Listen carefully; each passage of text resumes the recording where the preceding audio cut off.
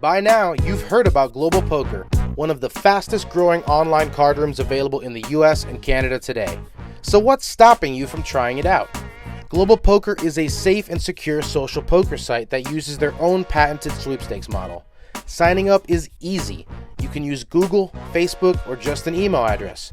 You can always play for free on Global Poker, but you can also buy gold coins for additional play, which will earn sweeps coins that can be redeemed for real cash to a bank account, Skrill account, or even as a gift card.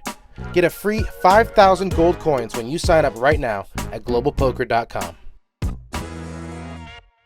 Poker Stories is an audio series that features casual interviews with some of the game's best players and personalities. Each episode highlights a well-known figure in the poker world and dives deep into their favorite tales both on and off the feld.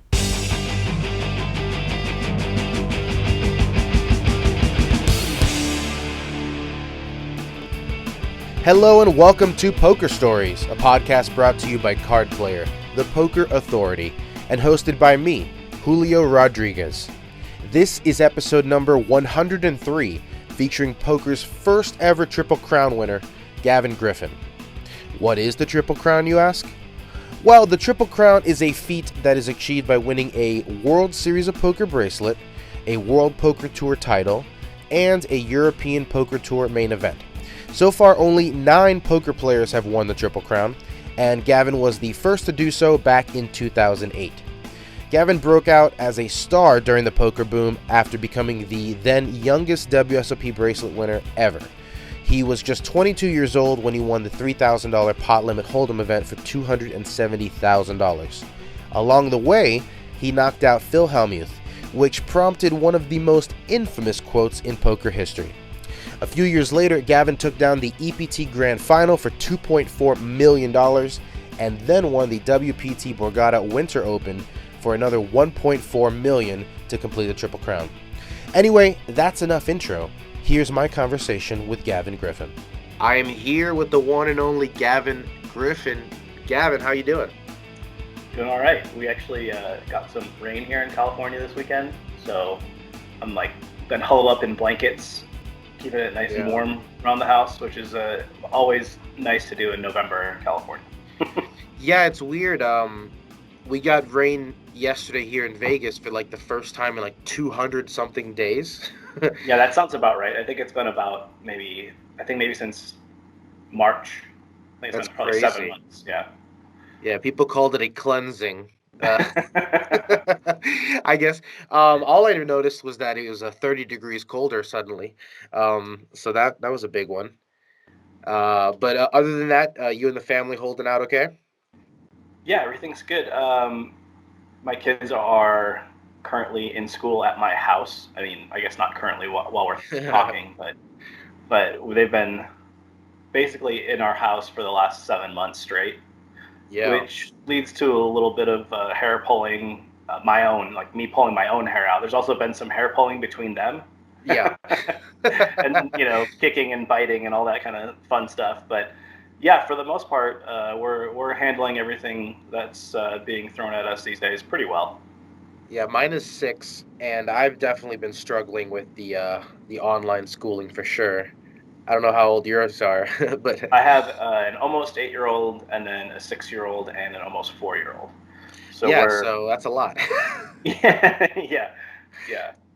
I was looking forward to this school year because this was the school year where we were going to have, at least for a couple hours a day, a couple days a week, I was going to have nobody at my house.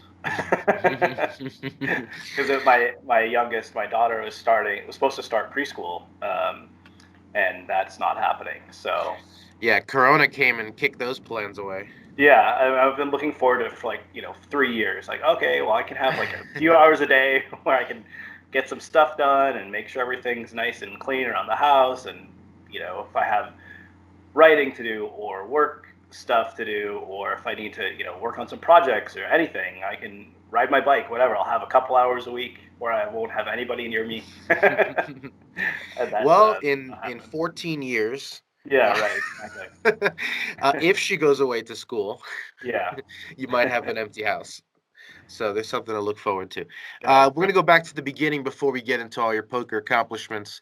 I want to talk a little bit about Darien, Illinois, just Oh, all outside right. of Chicago. Yeah. Um, what was it like growing up there? Uh, Darien's town motto is a nice place to live, and that's about as exciting as it gets there. Wow. It's a small, like, we have about 20,000 people in the town. My grade school, I went to Catholic school for grade school and high school, and my grade school had, I want to say like 30 kids in my class, and my high school had 150, 170 or something like that. So small school, small town, but close enough to Chicago proper, where if we wanted to go downtown, it only took us 45 minutes or so. But just a real quiet, sleepy place. My dad uh, was a fireman since he was 17. He retired, I think. Wow. He retired maybe, I guess it's probably coming up on 6 years ago that he fully retired from the fire service. But he was a fireman for about 40 years, and so it was nice because the way their shifts work is he would work for 24 hours and then he'd be home for 48 hours. Yeah. So we had lots of time to like spend time with uh, my dad and mom all together. It's a nice, um, like I said, quiet uh, family atmosphere there. You had a little bit of a blueprint for the stay-at-home dad for a little while. Yeah, yeah, that's true. Yeah, I know a lot of the firefighters, because of their schedule, like, will sometimes moonlight as paramedics. They'll do half and half and stuff, crazy stuff like that. And at least they did in Florida. Um, Yeah, sure. I mean, almost every firefighter that I knew had some other side job. My dad was a home inspector for a while. He like built bikes for like bike shops. He did all kinds of stuff just to make a little extra money here and there. I even knew one of the guys who was a firefighter with my dad was also a police officer in the same yeah, town. that's crazy. It's a lot uh, of that's a lot of work. Based on on the TV show Rescue Me, I imagine it was nonstop danger every single night.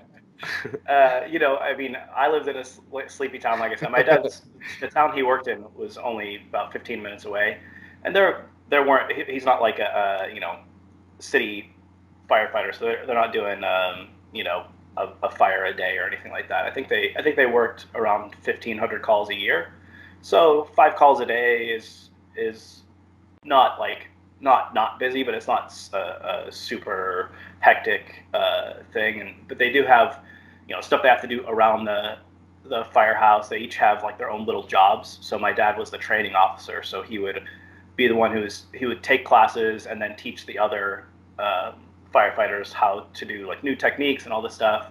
And then they have like their daytime hours where they have to be in like doing whatever it is their specific job in the department was, and then also they have to be around in case there's a kid's preschool class or school class that wants to come by and see Oh, how of the course. firehouse works, and that so during that time they have to be like on it. They got to be in their uniform, they got to be Yeah. looking nice and sharp, and then Where's the later. Dalmatian? Can I go What's down funny? the fire pole? I just looked up last night because we were watching. I don't remember what. Maybe it was my wife and I were watching Stranger Things, and I think something came up like or maybe it was a commercial we watched. I don't remember what it was, but there something about like a Dalmatian, and my wife asked me, well, why are Dalmatians the symbols for firefighters or fire departments? And I literally had no idea. So I had to look it up, and it's because they like back when they had horse-drawn fire carriages, Dalmatians get along really well with horses apparently, and would kind Oh, of like lead out the horses on their way and kind of clear space for the carriages so they could go fight fires. So well, I you learned learned something new. that. We try in my family at dinner time we do what we call roses and thorns for the day. So good things that have happened and bad things that have happened each day, and then we also once a week try to like share something we each learned that week. So I've got something all set up for that. There you go. There you go. Any siblings? Me, yes, I have one brother, one sister. They're both older. So there wasn't as much pressure on you to join the family business of firefighting, right? There was zero shot I was ever going to be a firefighter. I did not have the um, fortitude, I guess. I couldn't go running into a burning building. I'm pretty sure. It was the family business though. My dad's father, um, two of his brothers, um, my brother thought about going into it for a while. Or he trained to be a paramedic. So it's definitely, especially amongst firefighting like people, you tend to see, it's something their dad did. Yeah, it's Or generational. yeah, for sure. Okay, so you go away to school. You go to Texas Christian in Fort Worth, and you studied speech pathology. That's correct. Yes, for a little while at least, until they started making me do paperwork, and Yeah. then I was out. Actually, probably it was more related to the fact that when I was in college is when I found poker. So Right, your uh, freshman year, right? yeah, between my freshman and sophomore year, I went home, talked to some friends who were getting together and playing. I was like, yeah, sure, I'll play. And after I found it, when I went back to school, I was not quite as good of a student. I wasn't a very good student to begin with. I've never been like my wife is like this, excellent student. She got a full scholarship to college. She's very smart, but she's also someone who takes great notes and prepares for things well and schedules her time well. And that's never been me. Yeah. I just kind of got through high school by the seat of my pants. Just, oh, I've got a test tomorrow. Well, I guess I better study for 30 minutes. Um, and that worked fine in high school. I learned quickly that it doesn't work as well in college. And then add in the fact that, I might have been staying up till 3 or 4 o'clock in the morning playing poker the night before. That's not a good recipe for doing well in a university setting. So I got to ask about the timing on this because your freshman year was 2003? No, my freshman year would have been the 99 2000 year. Oh, wow. Oh, that's I, right. So I'm adding 4 years. You're right. I Yeah. graduated high school in 99. Right, right. So it's not like you had Moneymaker uh to point you in the direction of poker. No. I guess Rounders had come out. Yeah, I mean, honestly, really the only thing that started me towards playing a lot of poker was going home for the summer after my freshman year of college, and I called up a buddy from high school, and he said, "Oh yeah, my friends and I are playing poker tonight. You want to come over?" And I was like, "Sure." I mean, so we played.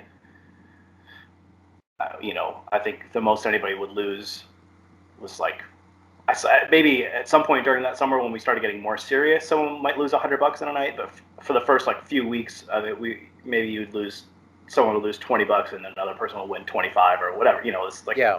small stakes and wild card games and you know all kinds of crazy stuff that you play around a kitchen table. And you had So no experience prior to that? no, zero. I knew what the poker hands were, but I'd never bet money playing poker before then. And so I went and played with them that night, and then a couple more times, and then we started playing like twice a week or something. And I, while I'm not necessarily, like I said, a good student, when I do find something that I get really interested in, I go deep into that thing. Oh yeah. So and I wasn't very good at poker to start, and I don't like, at least back then, I think poker's actually taken a lot of my competitive streak out of me. Um, but back then I was a pretty competitive person, so I would be sure to like if I was losing, I wanted to figure out why, and it also like fits with my skill set well because I've always been pretty good at like the algebra side of math, knowing how to figure out equations, and also pretty good just at um, knowing, quickly doing quick like math in my head. So that's a good skill to have when you're first learning poker. So I just found a couple books that I was interested in reading, started reading those, and just kind of did all that on my own. When I was in college, I found some online sites that I started playing, stuff like that, and that's obviously like moneymaker. A couple of years later, got me a little more involved, but my first start was just because some friend from high school was like, hey, you want to come play poker with us? It's interesting that you said that poker kind of took your competitive streak away, because I kind of feel the same way. I wonder if a lot of poker players feel that way. Growing up, I was the kid who, if I didn't win at Monopoly, I might flip the board. But I think poker players, you're trained very early on. You can't win every session. You get trained to take a loss. Yeah, I've when people have asked me, what do you do for a living? I've always been pretty honest. I'm never one of those people who like made up something that I did. I always just said, I play poker for a living, and they said, well, what's that like? And I said, honestly, the biggest thing I can say is you lose for a living. Like if that's the best way to look at it in my eyes, because if that's the thing you're good at, then you're going to do well as a poker player, because anybody can learn how to figure out the odds in a situation, or what hands you should play from what positions. All these types of things are things that you can learn and figure out with maybe a little bit of help from books or things like that. But the only thing that you have to learn on your own, honestly, through trial and error, is how to lose and just be okay with it. So that's my main pitch for people asking me what playing poker for a living is just saying, if you can't lose well, then you're never going to do well as a poker player. Yeah. So did you drop out at TCU or? Yeah, so I drop out is an interesting way of putting it. Well, I mean, I don't know what the timing was. Was this before or after the bracelet, or? So I started in 99, 2000 school year went fine. 2000, 2001, not so great. And then the 2002, 2003 school year, I was there, but I was not really there. That's where I really started getting heavily into playing poker. So I was driving around the Dallas-Fort Worth area, finding games here and there that I could play in. I was dealing in games. I was, enrolled at TCU, but I'm not sure that what you would call what I was doing going to college. So I told my parents, like, hey, this isn't right for me right now. I'm going to take at least a year off. I'm going to deal and play. Well, my thought was I would get a job dealing at a casino and then play on the other days of the week. So I dealt Saturday, Sunday, Monday, Tuesday, starting in like the fall, or maybe it was the summer of 2003. I guess I got the job in the summer of 2003 in the Chicago area at a casino in East Chicago, Indiana. So I would deal. No, it's actually East Chicago was the one, but it's the same area. It's like it's just like the Lake Michigan, one of Indiana. The riverboat games, right? Yeah. In fact, the first week I started dealing at this casino, it was a Harrah's back then. I don't know what it is now, because you can only have one license per casino company on that in that section of the Indiana. So it's changed names and hands like a bunch of times. Yeah. The first week that I worked there was the first time they went to 24 hours a day. So they used to make you leave at, I think it was 2 a.m. and then they opened back up at 6. And after I was there for about a week, they went 24 hours. And so I would deal Saturday, Sunday, Monday, Tuesday, and then you start seeing the real degens come out. Yeah. It's like, wait, do you live here? What's funny is they used to make you get a ticket to go on, and you could only be on, and like they would actually sail the boat, Yeah. And you have to, everybody, even if you had a ticket for the next thing, so say you went on the sailing at, I don't know, 8 a.m., and then it went out for 2 hours, and they'd come back, and even if you were on the next sailing, you had to go all the way off and then come back on. And then they changed that to where they docked the casinos, just like right on the walkway. They still had those like same walkways. They just made them look a little better. They made them look a little more permanent. And so then they closed for a couple hours each night, and then they just got rid of that. When I went to the casino in Hammond, I didn't even realize we were on a boat. It's just a building in the water. Yeah, it doesn't. They're not even boats anymore. But actually, I guess they technically still are, because or at least when I was working there, because one of the things we had to do as a like orientation for working there was take a tour of everything, and they still had like a captain's area where you could pilot the boat. Nobody, I mean, there were people in it, but they weren't moving, obviously. So yeah, it's definitely a weird place to work. Those like old riverboat casinos, they were definitely odd. Yeah. So you're, getting better at the game, building a bankroll, dealing, playing. Mm-hmm. You get to the 2004 World Series of Poker, and what's the bankroll looking like? What's the idea? Small. Small? Yeah. So what happened was I was dealing at that casino in Indiana, and I was playing online. I won a seat to the PCA in January, like the first PCA, 2004, where The one that Gus Hansen won? That sounds right. I think Gus and Daniel at the final table, I'm pretty sure.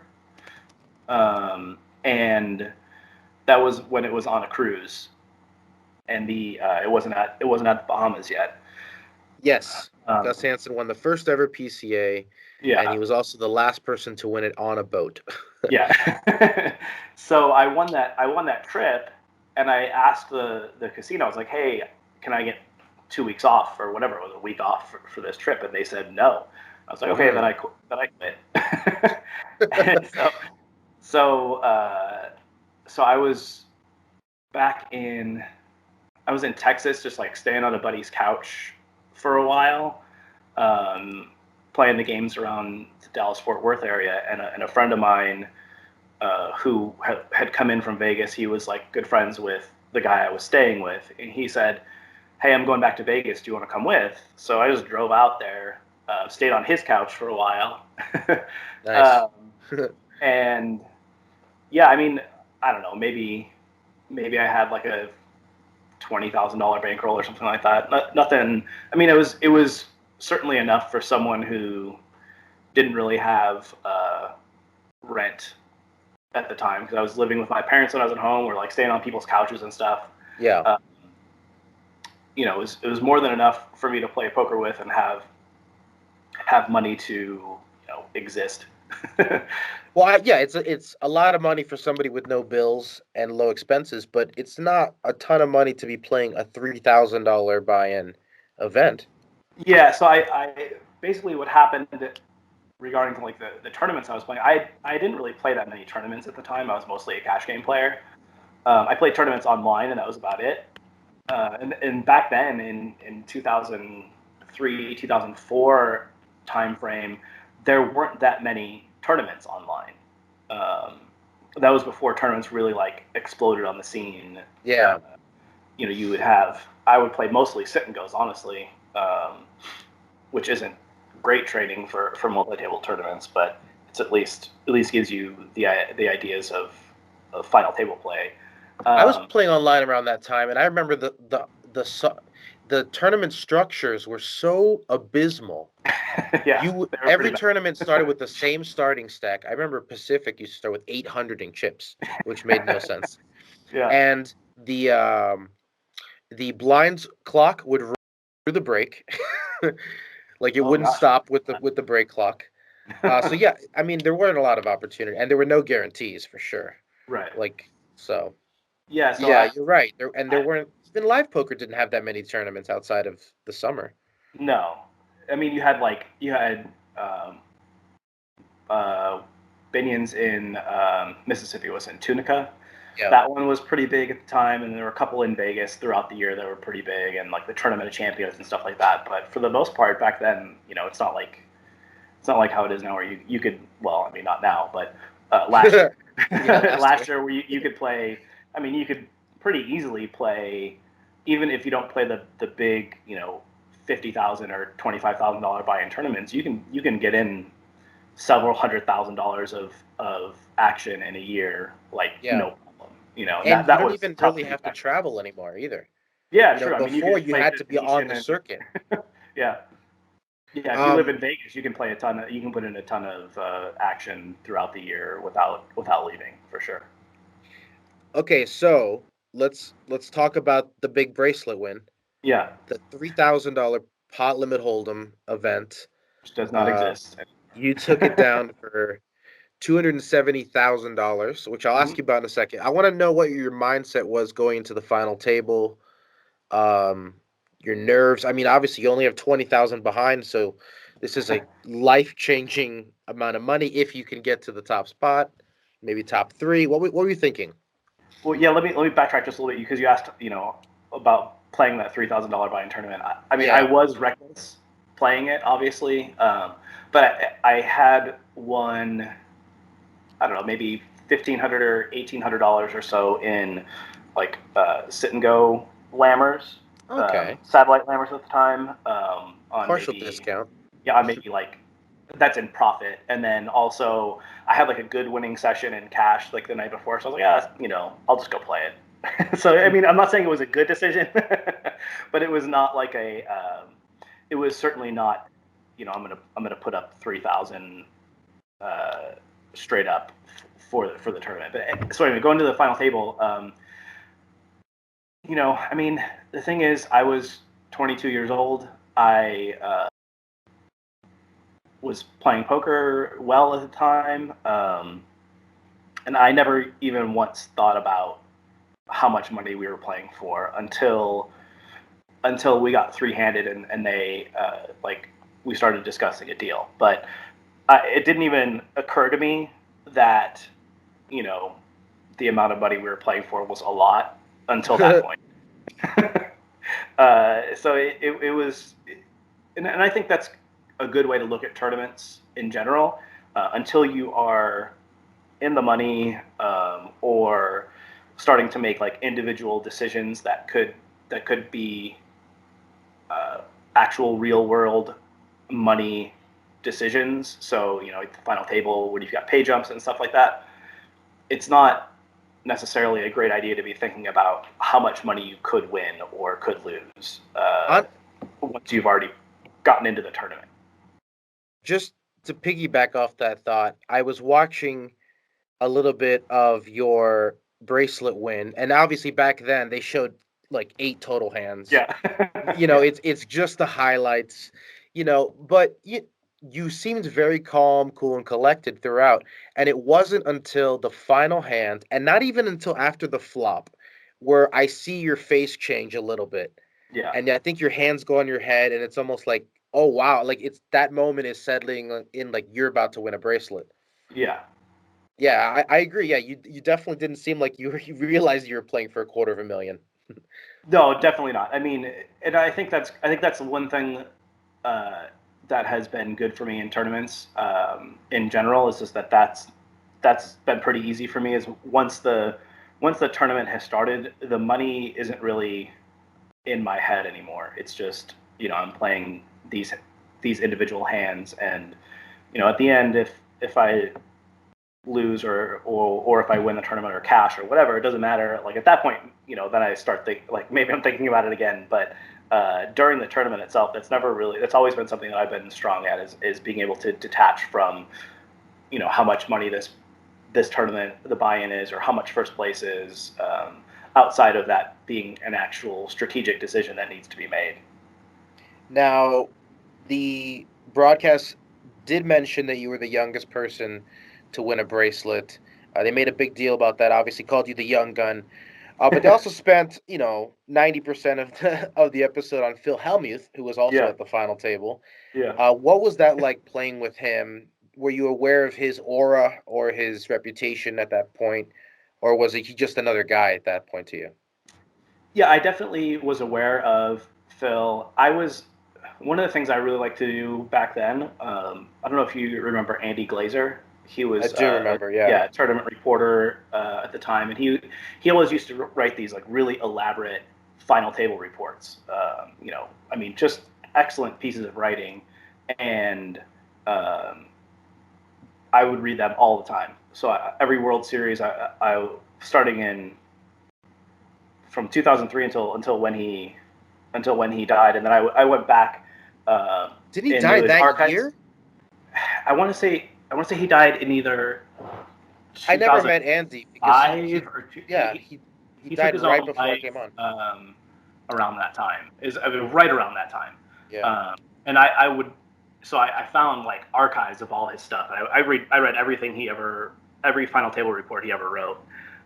So from that, I got a good sense of who the people were that were prominent in tournament poker, even though I hadn't really played much myself, and also what they were like, And he was never shy about calling out Phil's antics, so I was kind of prepared for him.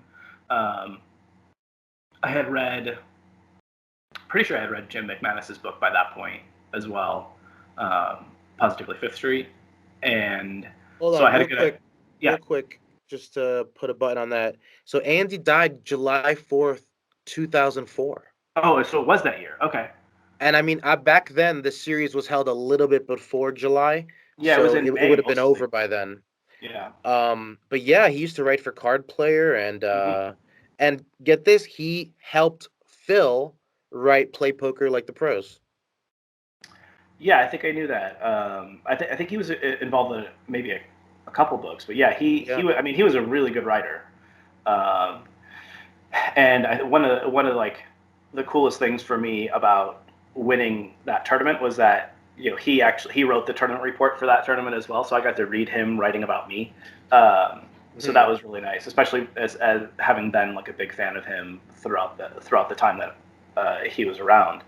Um, so I had an idea from those types of things, of what Phil's shtick was, I guess.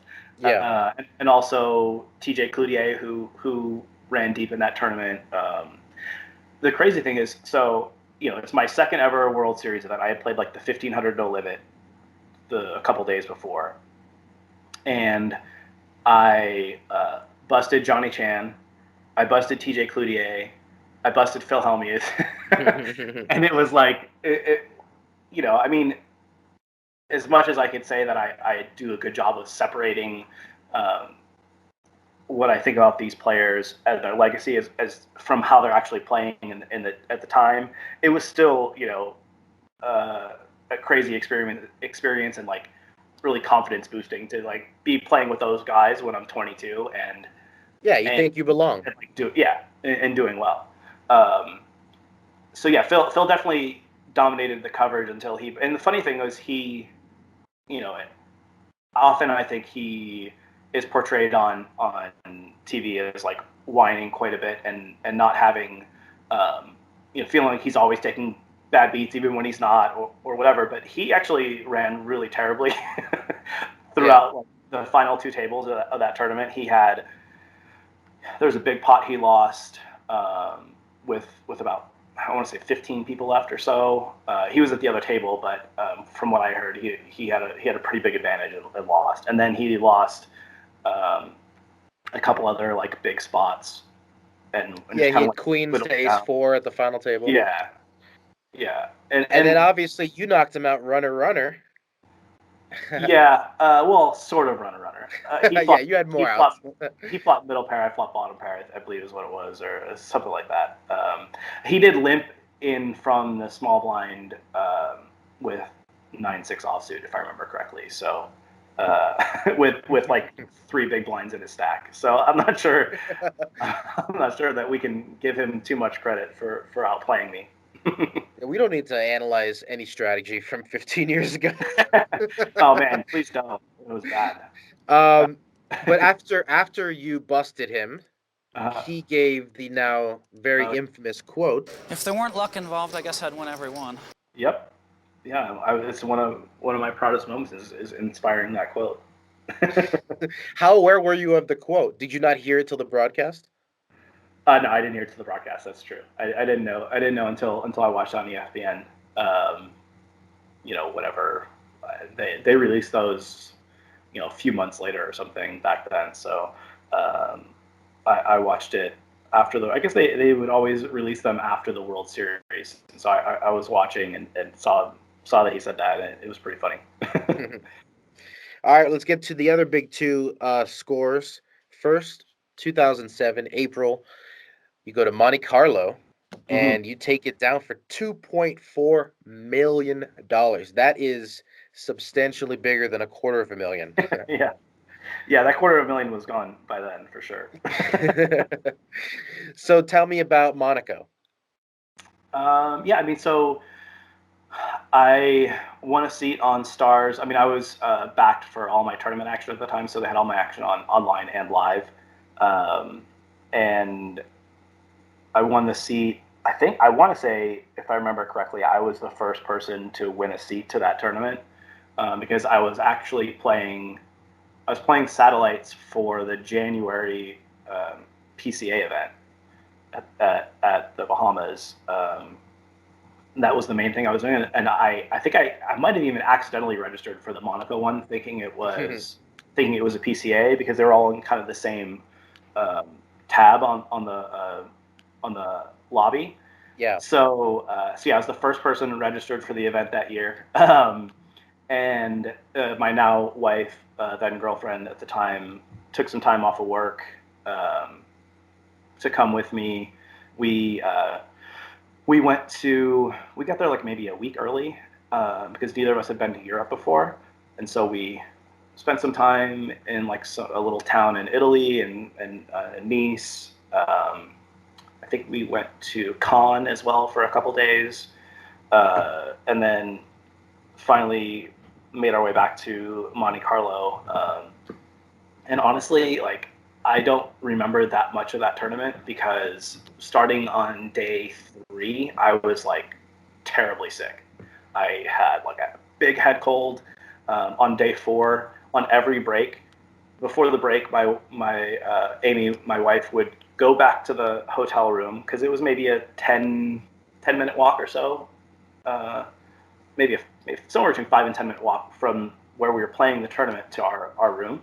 And so she would go a couple minutes early, like heat up some water so that I could just like take a towel and put it over my head and just like try to Yeah. steam myself out so that I could like pay some sort of attention to what was going on around me.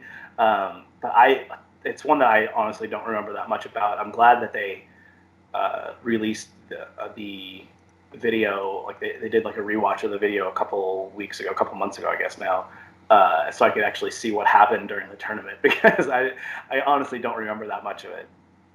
Well, maybe that was good. Another good distraction to keep you from thinking about Yeah, the money. yeah. Um, It's funny. I on like day 4 or so of Borgata, I got similarly sick, so maybe I just need to like get myself a cold for every tournament. You did win that one for $2.4 million. What does that do for your life? Obviously, you were backed. You didn't get all of that, but that's Yeah. got to be like, did you think to yourself, I'm set for life. This is amazing. Did you go, okay, now I can play high stakes? Did you Um, splurge? Things didn't really change too much. I bought my wife a car. Um, I had bought a car after the World Series event, so I bought her. I mean, nothing like special. I shouldn't say that. It's a nice car. It's Yeah. It's a Lexus IS 250. So it's a nice car, but it wasn't like $100,000 car or something. And we actually still have that car. Um, but the I have a car story for your Borgata recap later. yeah. So we started looking at houses at that point, and honestly, really the only thing I did was plan to buy a house and then um, invest some money. But my life didn't change too much. I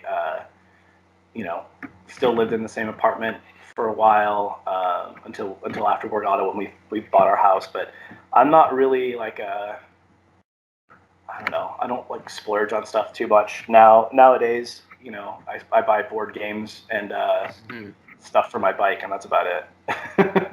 Your bicycle or your Oh, motorcycle? bike. No, bicycle, mountain bike. Mountain bike. Okay, because we'll talk about a motorcycle soon. Yeah, yeah.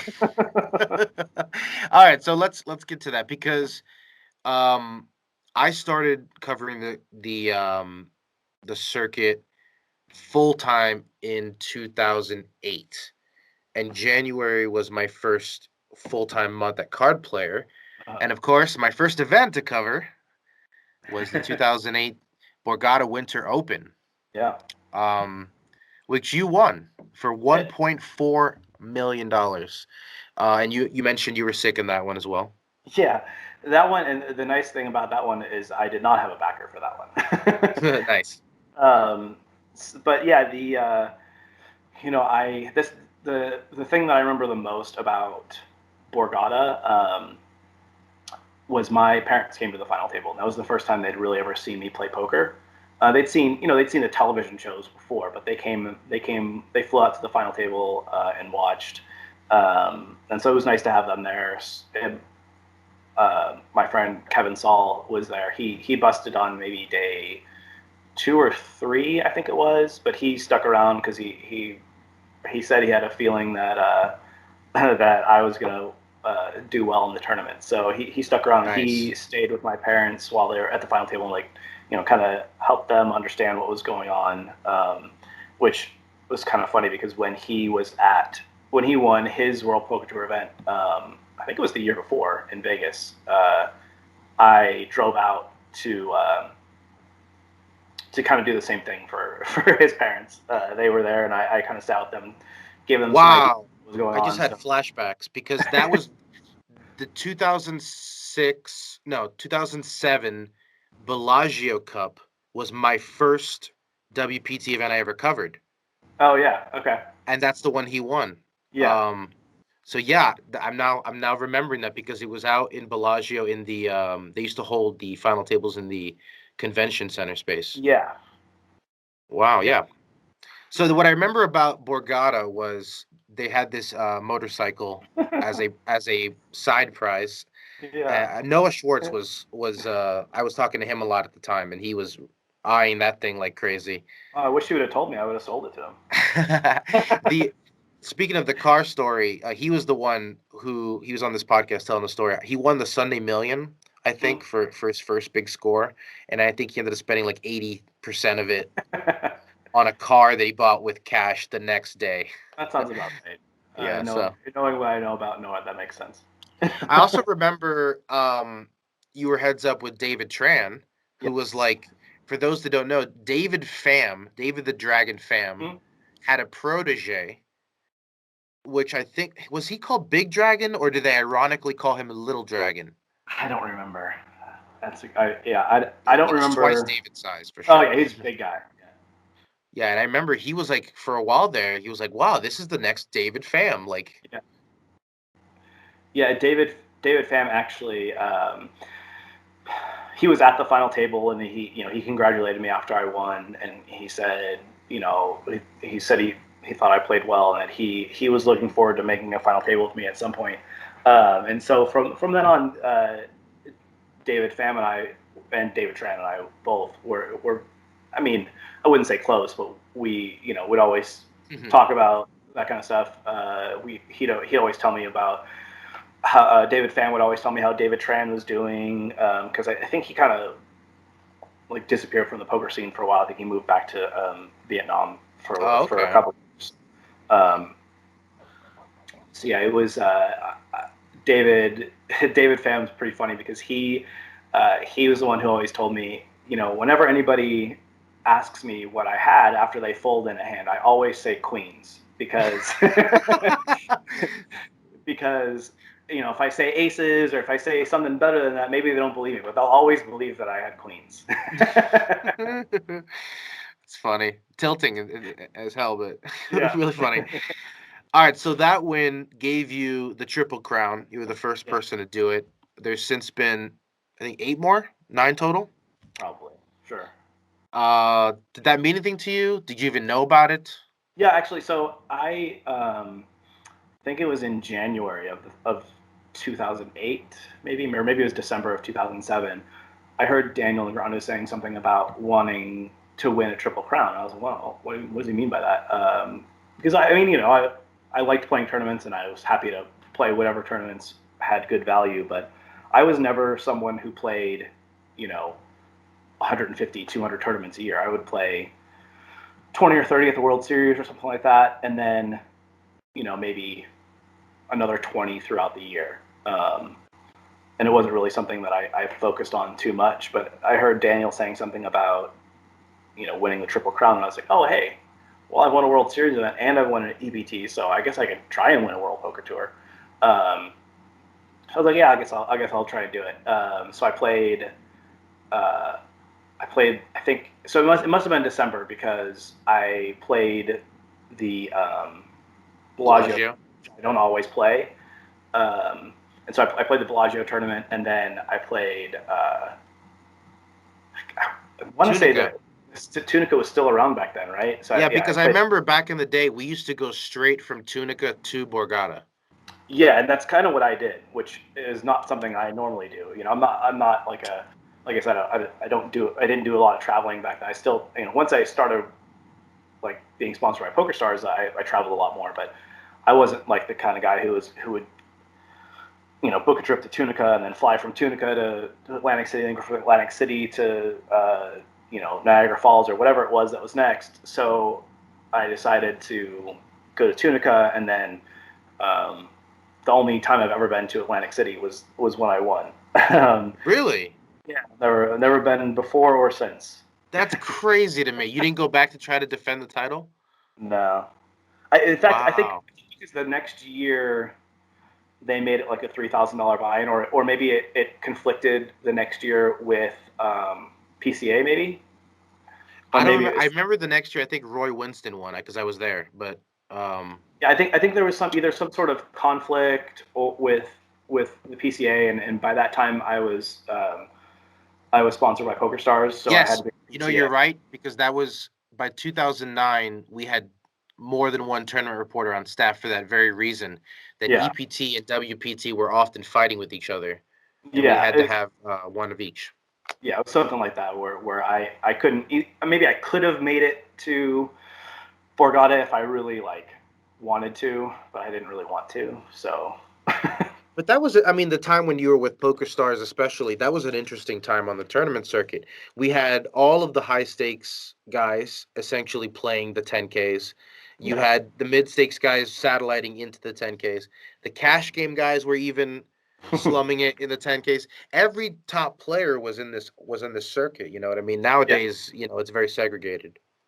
yeah, for sure. I mean, you definitely saw all the same people at every stop, and I'm sure that's true now. It's just a different, it's different. Like it's a different crew, I guess, because if I was at that was the other place probably. No, PC is after. I mean, LAPC is after that. So if I'm at LAPC, I'm going to see the guys the high stakes cash game players. They're going to be there during the tournament time, but they're not going to play tournaments. They're camped out at the the Yeah. three tables at the front of the Commerce, and you don't have it's a little different situation because I don't think a lot of the tournament players these days play live cash. Like the live tournament players, you don't really have like that this thing where the cash games are following the tournaments around everywhere, like they used to be. We would have, I would go up for the LAPC, and I'd play a few tournaments, but I would mostly be there because the cash games got so good at that time. Right. People would say, "Where's the biggest game?" And then they'd say, "Well, where's the WPT this week?" Yeah, yeah, Yeah. and that I mean, I don't know for sure. I don't play live tournaments even before coronavirus. I wasn't really playing that many anyway, so I don't know if that's still the case. If people No, are no, trying, no, it's not. it I think feels the like cash more game. segregated. I think the cash game players wised up and said, "Why do we have to move?" Yeah. But yeah, so you won a Harley for that one. uh, I assume you sort of. drove it back. It's funny. Like it was a huge. The Harley ended up being this gigantic pain because Um, I wasn't even thinking about it at first because I was hanging out with my parents, and obviously I wasn't gonna, like you said, I'm not gonna drive it home. I've never ridden a motorcycle in my life. I don't think I ever would ride a motorcycle in my life. Um, my brother at the time was riding a motorcycle, and he was asking me if he could have it. So I was trying to figure out like what I was gonna do with this thing. I had a, I'm terrified of motorcycles. I think, like, people who drive them are taking their life into their hands every time they ride them, even more so than driving a car on the road. So I had this like moral quandary of whether I wanted to give it to my brother. I mean, it didn't have anything to do with like it being, like wanting the money for it. I was like, I don't feel that comfortable giving something like this to my brother who could then, kill himself on it. Yeah, they call them meat crayons for a reason. Yeah, yeah. My dad, the firefighter, they call them donor cycles. Donor cycles, yeah. So I wasn't sure what to do with it, and so then I've been emailing back and forth with the dealership, and like I said before, I'm not that great with budgeting my time, or at least I wasn't back then. So I lost track of it for a couple months, and so then I emailed them again, and I was like, hey, you know what? Why don't you guys? Because they were trying to like maybe send it to me to a dealership in California, but they had some weird law where because of California's emissions standards, they couldn't take the car from New Jersey. So like, just sell the if you whatever if you're gonna sell it, or just send me the cash for it. And they're like, oh no, that's what it was. I found someone else who wanted the actual bike, and I was like, okay, well, I'll pay for it to ship out here, and then I'll sell it to this person. I think maybe they weren't in California, and they're like, oh well, we don't have it anymore. And I was like, what do you mean you don't have it? It was like this custom motorcycle specifically for the winner of the tournament, and like, oh yeah, we sold it. Who would buy it? I don't know. So I was like, okay. Well, so then they just like sent me some money for it. But I never saw Gavin Griffin's motorcycle. I hope you repainted it. Yeah. Well, I mean, out there. It had like, kind of a cool paint job. It had like all these flames on it and stuff. But yeah, man, it was pretty funny. But did it say like WPT Borgata on it? I don't think it had like anything that that identified it as having been won in a poker tournament. I think it was just like they also put your portrait on it on like the seat. Yeah, they did a cross stitch on it. All right, so obviously you're on top of the world. You're a Triple Crown winner. Poker Stars comes calling, and they make you a team pro. They even let you audition to be a host of one of their TV shows. But ultimately that relationship ended. Mm-hmm. What was that like? I read that it, obviously you were very honest after Black Friday about having to rebuild your bankroll and, some years where you were on autopilot. I'm wondering if the Poker Stars team deal was in any way responsible for kind of triggering that like downward spiral. I don't want to say that it was that they're responsible for it. The thing that it did was, so it was 2000. It was before Black Friday actually that they let me know that I wasn't going to be re-signed full time as pro. But basically, what they said was the next few months they gave me like a small contract for a few months and said, this is kind of like an audition. If you do well during this time, then maybe we'll pick you back up for like a full contract again. And at that time, so that was 2011. My wife. How are you supposed to play? How are you supposed to play with that over your head? Yeah, better win or else. My wife and I had gotten married in July of 2010, and we found out that she was pregnant in October of 2010, and then in January of 2011 we found out that we lost that pregnancy, and then throughout the year we lost two more. So like I'm under like this mental strain of dealing with that at the time. Then PokerStar says, we're not gonna, like you said, they put this kind of pressure on me to keep that contract up. So I would say that I was definitely not in a good mental space to be doing well as a poker player at that time, and that's that kind of led to really the only time in my career where I had to start over from scratch, essentially, kind of rebuild my bankroll at the time. The nice thing is my wife makes a good living with her job, so we weren't like crunched for money at the time. So I had some time where I could do that, and we weren't relying completely on my income to make it as it was. So it was definitely 2011, beginning of 2012 was definitely a rough year for me, and it's definitely a thing that I think of, knowing that the outside influences in poker, maybe you don't think of them while you're playing or while you're making individual decisions, but they definitely creep into your head if you don't like give yourself the space to deal with them outside of that. And I had I think I did a podcast with Jared Tendler at the time, and he was who wrote the book, Mental Game. Mental Game of Poker, yeah. And he he gave me some good ideas about how to think about that, and how to try to leave those type of things away from the poker table, which is much easier said than done, of course. Yeah, I mean, I feel like that happens to a lot of people. I mean, obviously, it's not the same story for everyone. Your wife gets sick, and you have the pregnancy issues, and then this job pressure, which sounds like is not helpful at all. Yeah.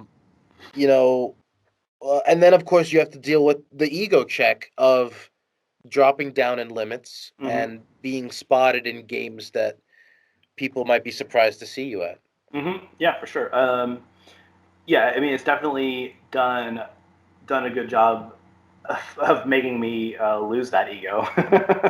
I don't play particularly high stakes these days either.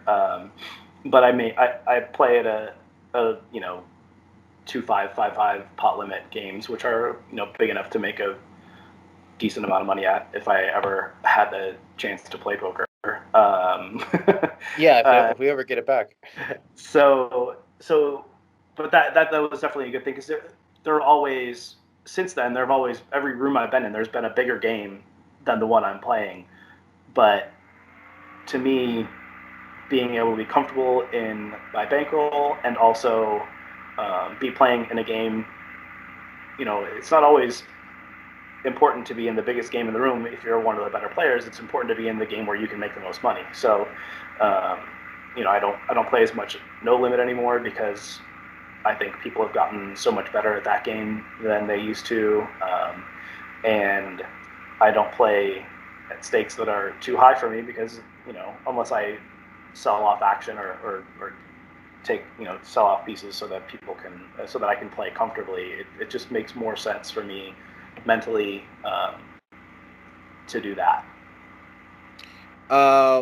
That's great. We have some rapid fire questions to close it out if you're ready to go. Sure, yeah. All right. I read that you played as high as 1,000, 2,000. What was the biggest pot you ever won or lost? The biggest pot I lost, well, I know the biggest pot I lost for sure. I was playing 1,000, 2,000 triple draw, and deuce of 7 triple draw, and I played a hand against Ralph Perry in the small blind, where I was a small blind, he was the big blind. I limped with like a 2-card draw, and I made 2, 3, 4, 5, 8, which is the 5th best possible hand you can make, and he drew 4, and made 2, 3, 5, 6, 7, which is the third best possible hand you can make, and we both made it on the first draw. So Wow. I think I lost like, I don't know. It's a limit game, and you can't lose. It's hard to lose like huge amounts of money in that, but No, when I but say, based when on I say those huge amounts, but circumstances, yeah, I lost. because you're, I think it was like yeah. a $50,000 or $60,000 pot or something like that. Um, so it's not like it's not like 200,000 like a Mizildor or something, but but it was You got to 1 million. it's a tough one. Yeah, it's true. Yeah, it But was a yeah, tough one. that's a crazy spot because like, do you break your smooth eight? By the No, third yeah, draw, that's by that point you're just check calling and angry. yeah. All right. What was the best swap or piece you've ever had of anybody? Man, I wish I had a good one. I don't. I'm like the worst luck at swapping, and I'm the worst at when people have swapped with me. That I was telling you about Kevin, Saul, and I. When he won the Bellagio tournament, I'm pretty sure I played it, and I had already gone home, and I went back when he made the final table, and we didn't swap that one, but we swapped like almost every other live tournament we had played at that point together, and we didn't swap when I won Borgata. For no particular reason. We literally swapped every time we played together. It's just that it just so happens that I didn't see him and we didn't talk about it before the tournament started, and so we didn't swap. And from then on, after that, he was like, "Listen, we have a permanent swap. Okay, can we just can we just say that we have a permanent swap, and just no matter what, if we find out that you and I are playing the same tournament, we are swapping." I guess probably the most I've ever made from like buying some of someone is maybe just like, I don't know, 3 or 4 thousand. It's never been anything too big. Yeah, you've run bad. Yeah. What's the weirdest place you've ever played poker for money?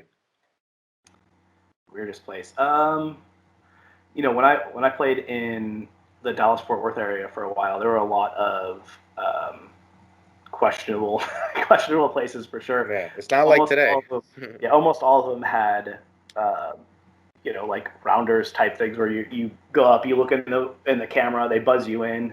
But none of them were like super weird play. It's mostly just like banal. Like it was the third office in a office suite complex. Nothing super crazy. Just you wouldn't be expecting to be driving past this little office complex in the middle of Arlington and be like, hey, people are playing like people are playing 5-10 no limit in there or whatever it was at the time. What was your largest non-poker wager? Oh, man, you ask these questions. I seriously have the most boring answers. So I don't bet on anything really that's not poker. I think maybe. Oh, I guess that was still poker. There was a like, let me. No, It no wasn't poker props. related. Well, this one was kind of a prop. So Okay. uh, I made the final table of the Harrah's Rincon 5K circuit event in 2007. And on day one of that tournament, Gavin Smith and I were at the same table, and he laid me. I don't remember what the price was anymore, but he bet me that a must-win bet. I think it was like his 150,000 to my 100,000 or something like that. That was paid off if you won the tournament. So if I won, I would get 150, and if he won, he would get 100. Oof, what a sweat. Well, yeah, because I finished third and he finished seventh. And he was doing That's crazy. commentary. He was doing like some sort of like webcast commentary while the final table was going on. He was actively rooting against me during the commentary. That's good. Rest in peace, Gavin.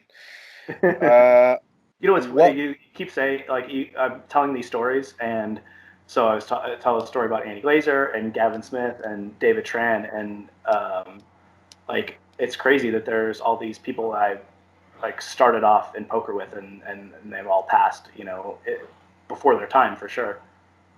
I didn't know David Tran passed. Yeah, Um, David Pham told me maybe like 2 years ago that he had passed. Wow. He came up to me and told me that he had passed. Like I said, he was living in Vietnam for a few years at the time, and then he said he I this missed is that of one. course secondhand knowledge from David Pham, but it was, considering how close they were, Yeah. seems like Well, a credible source. speaking of another person who passed, I loved reading your column about Mike Sexton and his smile recently. Yeah, yeah, And it was funny when I was editing that column. I was laughing to myself because I had noticed him because I used to be on the WPT circuit covering it mhm, when I first started working for Card Player, and I had noticed he had that little laugh to himself trick. yeah. Yeah, can you recap that one real quick for the Yeah, listeners? sure. So I I was it's easy for me after I've just won a little over $1 million to sit through all the pictures that they have you sit through, and smile through all of them. So I'm sitting there at the final table with in Atlantic City. They put fake money on the table, and so because I guess Yeah. it's sort of I don't know, law in New Jersey where they can't put the real money that you've won on the table. But so there's like piles of fake money and chips, and Yeah, if you go to Vegas and you see the money on the table, that's it's real not money. hundreds. There's hundreds on the outside, and Yeah, then all the ones on the inside are ones. But at least it's real. In Atlantic yeah, City, it looks like movie money, like fake yeah. It prop does money. for sure. Yeah, and so I'm sitting there, and I've got Harley keys in one hand, and the cards I won with in the other hand, and I've taken pictures for 20 minutes or whatever, and they ask Mike and Vince to come, Mike Sexton and Vince Van Patten to come join me for a couple pictures, and Vince, having been an actor and a model or a tennis star, whatever what he was, all So around many things. good looking man for pay. It's very easy for him to smile through all those pictures and make it look natural. But I think Mike, having been a poker player for a long time, and we're always kind of like hiding our emotions and trying to keep things close to the vest. Uh, Mike, for the 5 or 6 minutes that we're sitting there taking pictures, the three of us, I hear behind me, they're both standing behind me while I'm doing this. I hear behind me these little chuckles, and he just I just hear, and I realize it's because he was trying to make him, trying to keep that smile up, make it look like a real smile, so that so he's laughing at himself to do this. And so I don't know. I mean, still to this day, whenever my wife and I told my wife the story, and she thought it was really funny. So still to this day, whenever we're taking like a family picture or something like that, I do a little chuckle to myself to it reminds me of that story and makes me laugh, and it also makes my wife laugh, and it really like lights up my face because it was such a funny experience to go through. I just love that Mike had this secret way of making himself genuinely smile. Yeah, because I mean the thing is, Mike was uh, a gregarious guy. He was always happy to tell you a story or laugh along with everybody. Such a nice, genuinely nice person.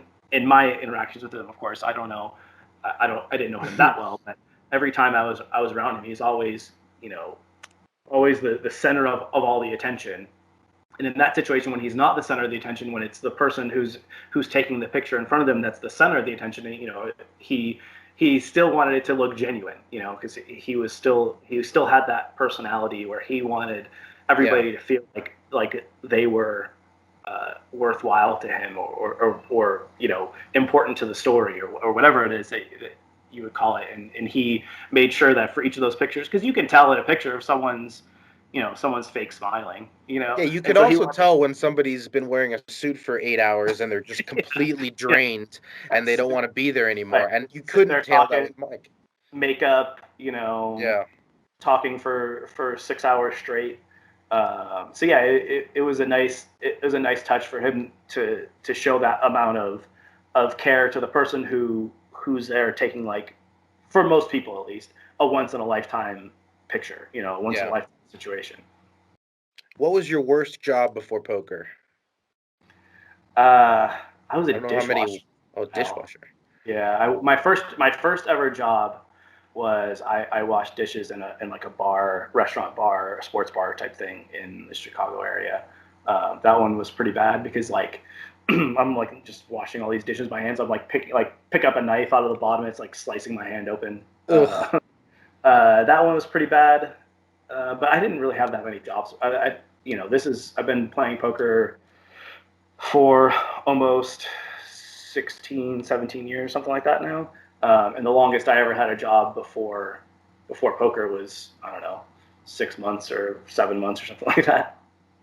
What is a talent you don't have that you wish you did? Uh, hmm. I wish I was better at riding my mountain bike. I'm like, Okay.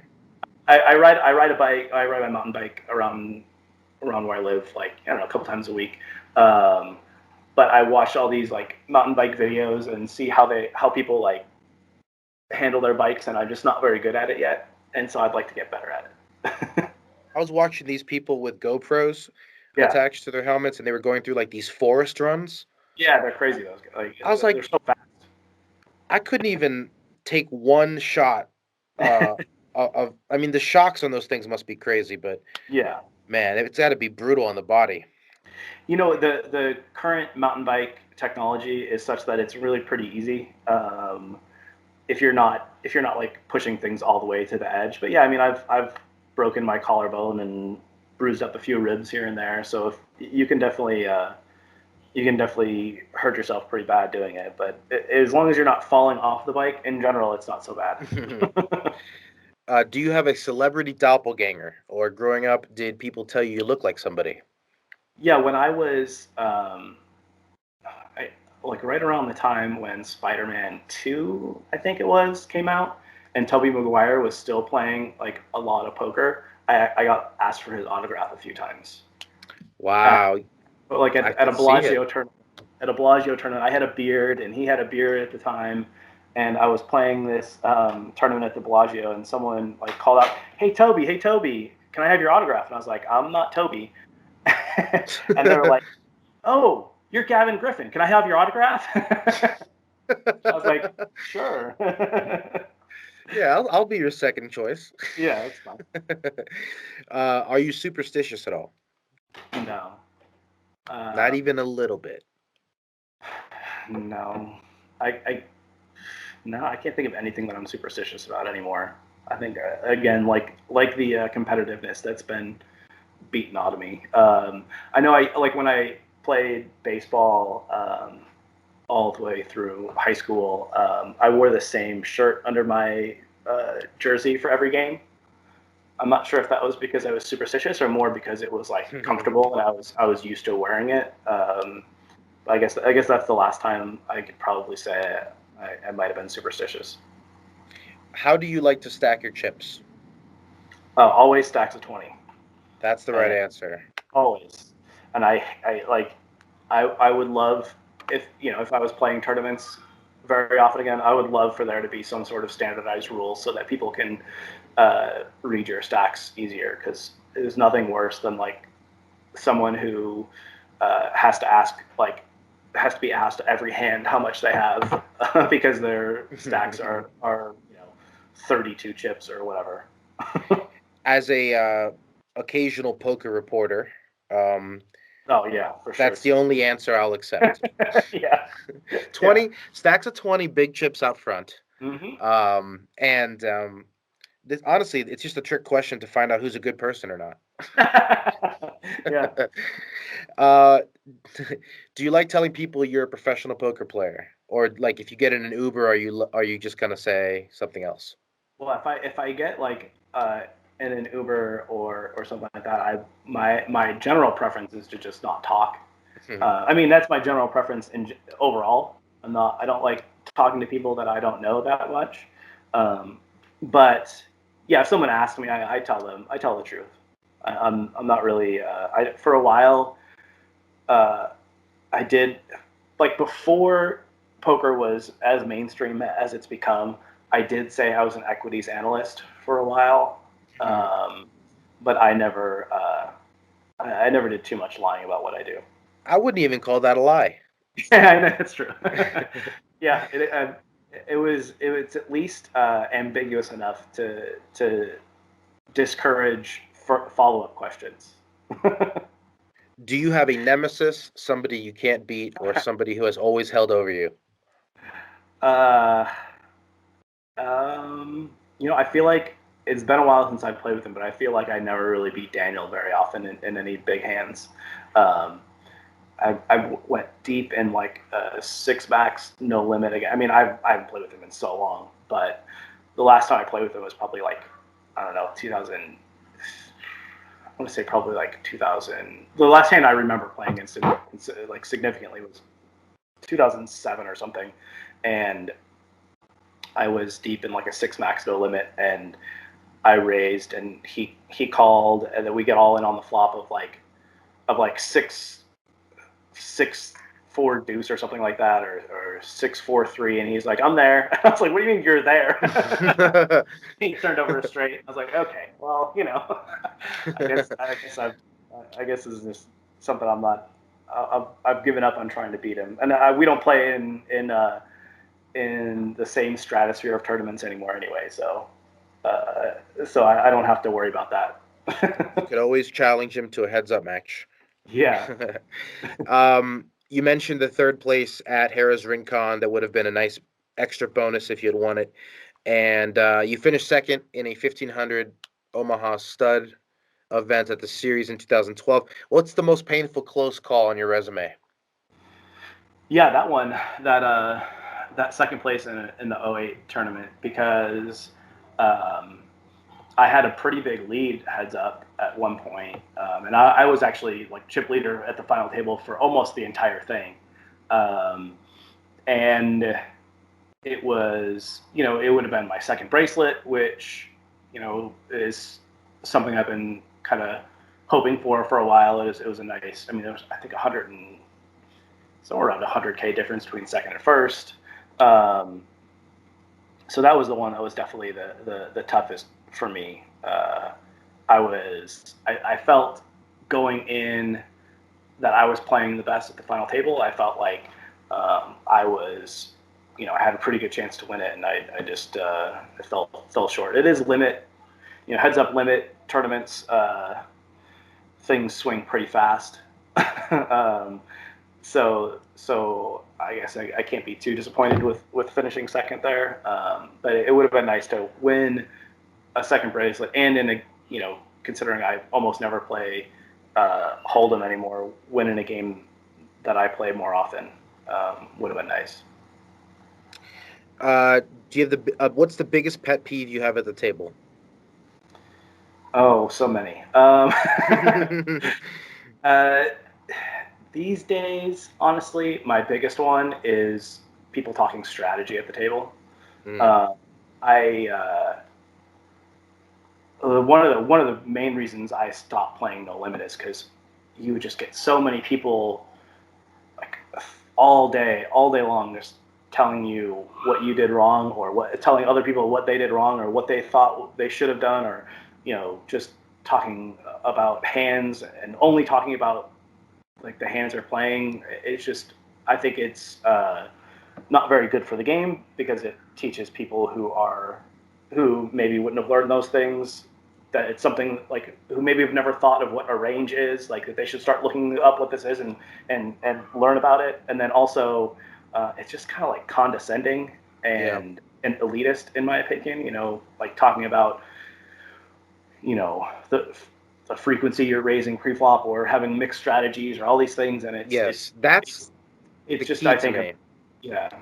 That's the key to me. It's people think tapping the glass is more about educating bad players and making them good players and tougher to beat. And that's part of it. But a lot of these players are going to just take offense or become so overwhelmed by what you're saying that they'll just quit. Yeah, I don't want to play anymore. They just don't want to play. They see like, either there's one of two things, like you said, they either see the discrepancy in what their opponents are talking about and what they're thinking about, and they're like, okay, well, I need to get better, or they're like, well, this is dumb, I'm never going to be that good, and they're boring to play with anyway. So Exactly. I mean, I'm not saying I'm a joy to play with. In general, I'm pretty quiet, but I'm not gonna beat you and then say, oh God, I can't believe you played that, or I potted it in this spot because I know I've got these blockers, and the board textures tells me that you can't really have anything other than anything to call with or whatever. It's just like people like talk all this strategy, and I'm just like, it's just such a bad look for everybody involved. We end the podcast the same way every time, with a All right. question from the random question generator. Okay. Here we go. All right. All right. What is your favorite comedy movie? Oh, well, the first one that came to mind was Super Troopers. Okay. I'm not sure it's like my favorite comedy movie, but that group of guys that I started playing poker with, we watched it together, and I've never laughed harder at a movie than I did that time watching that movie with my friends. In like someone's basement somewhere, and I'm sure there's a better comedy. I'm sure there's lots of better comedy movies out there, but that's the one that comes to mind when I think of like a good comedy movie watching experience. No, comedy is all personal and when it hits you at the right time in your life. Comedy doesn't hit me the same way these days, as it did back in the day. Actually, the one I always go to is Walk Hard. Whenever I haven't seen that one. I think it's on Netflix, but whenever I just feel down, that's the movie I put on, just because it's always making me laugh. Yeah, and, similar. Wedding Super Crashers. Troopers. Oh, Wedding Crashers, yeah. Yeah, that one had me laughing pretty hard too. One I brought up when Jennifer Tilly was on this podcast because she was in it, and I recommend everyone go watch it. It's on YouTube for free. It's a movie called The Wrong Guy with Dave Foley. Okay. And it's basically like a spoof of The Fugitive. Okay. But man, that one gets me every single time. That's probably one of my favorite comedies. Anyway, there you have 4 to choose from, listeners. Go take your pick. Gavin, thank you so much for coming on the podcast and sharing the stories. Yeah, thanks for having me. That's the show. Thank you once again to Gavin. You can follow him on Twitter at NHGG, which of course stands for Nice Hand, Gavin Griffin. You can also follow us on Twitter at CardPlayerMedia or at Poker_Stories. I want to thank you all for listening and also encourage you to subscribe if you haven't already done so. Also, if you want to do us a favor and leave us a 5-star rating and a nice review, we will say thank you with a free digital subscription to Card Player Magazine. Just let us know about your review by emailing us at pokerstories@cardplayer.com. Thanks for listening.